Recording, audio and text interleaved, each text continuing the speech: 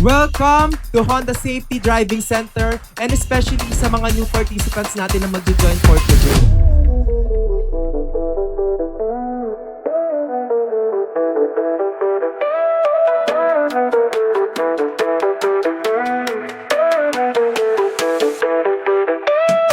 Welcome po sa Honda Safety Driving Center, our facility for our driving center.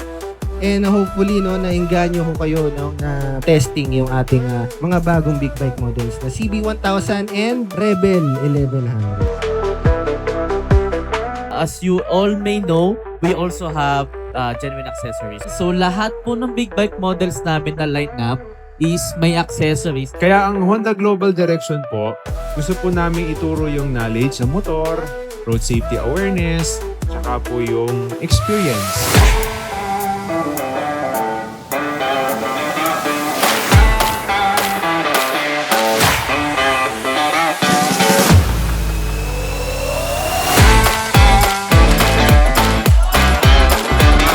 Hello everyone, this is 23 Moto. So first of all, ang ginamit ko is the CB650R. That is your everyday sport naked motorcycle or what Honda calls a Neo Cafe Racer. It has the all-new Honda e-clutch. So you don't really have to use the clutch anymore if you don't really need to. Pero you can always turn it off. Honda number 1. Hi, ako nga pala si Uncle Moto. Ang pinaka nagustuhan ko po ay yung Hornet. Kasi napaka-komportable niyang gamitin. Lalo na yung kanyang acceleration, talagang masasatisfied ka.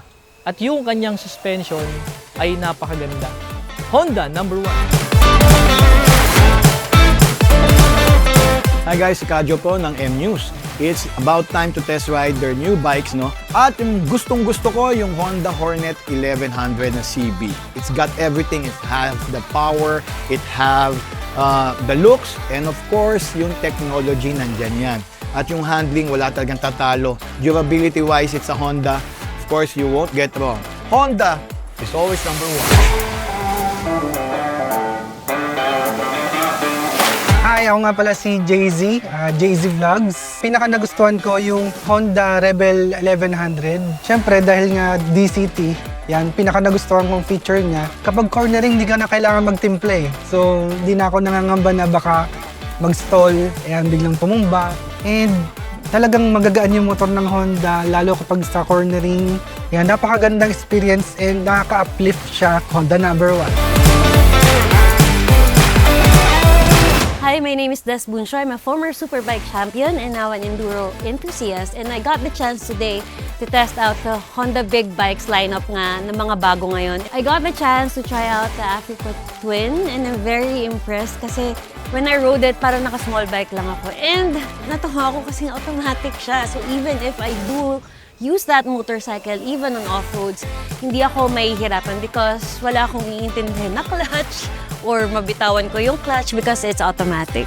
Transitioning from a small bike to a big bike is gonna be easier for some of our Filipino riders. I just learned that Honda has genuine parts to make the big bikes be more versatile and useful, and they're all available at Honda Big Wing and Honda flagship shops. Honda number 1.